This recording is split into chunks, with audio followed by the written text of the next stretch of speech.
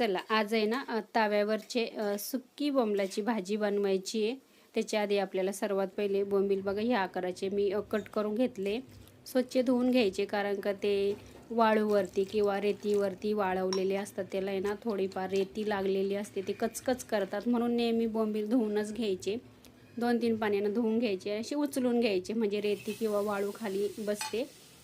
तव्यावर आता इथे ना बोंबील टाकून घेतले, पहिले तेल घातलं नाहीये, पहिले बोंबील फ्राय करून घ्यायचे आपल्याला, म्हणजे ते ओले म्हणून ते कोरडे झाल्यानंतर आपल्याला त्याच्यावरती तेल घालायचं आहे। तेल घातल्यानंतर आहे ना कमी गॅसवरच आपल्याला बोंबील आहे ना 1-2 मिनटं छान अशी फ्राय करून घ्यायचे, म्हणजे कच्चेपणा पण दूर होतो आणि त्याला जो वास असतो ना तो पण कमी होतो बोंबलाचा। हे बघा, चला बोंबील छान तळून घेतले तेलावरती आणि काढून घेतले मी। आता तेच तेलावर मी उभा चिरलेला कांदा घालून घेते।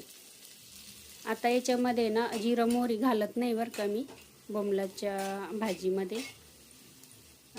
कांदा पण आहे ना छान फ्राय करून घ्यायचा। हे बघा मऊ पण झालेला आहे कांदा आणि कलर पण थोडासा चेंज झालेला आहे। आता टोमॅटो पण घालून घेऊ याच्यामध्ये।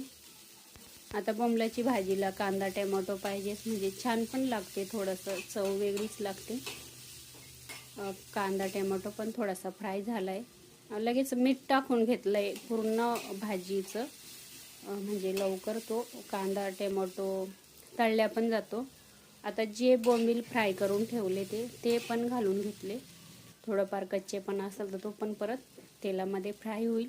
हळद घातली आणि लाल मिरची पावडर घातलेली आहे आणि कोथिंबीर मिक्स करून घ्यायचं। त्याच्यावर आता आपल्याला थोडंसं पाणी घालायचं, नॉर्मल कसं तरी, आणि झाकण ठेवायचं आहे आपल्याला।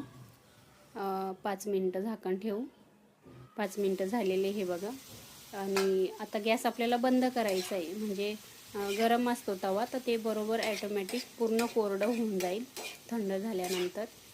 तोंडी लावण्यासाठी इथे वरण भाताबरोबर अशी सुकी तव्यावरची बोंबलाची भाजी।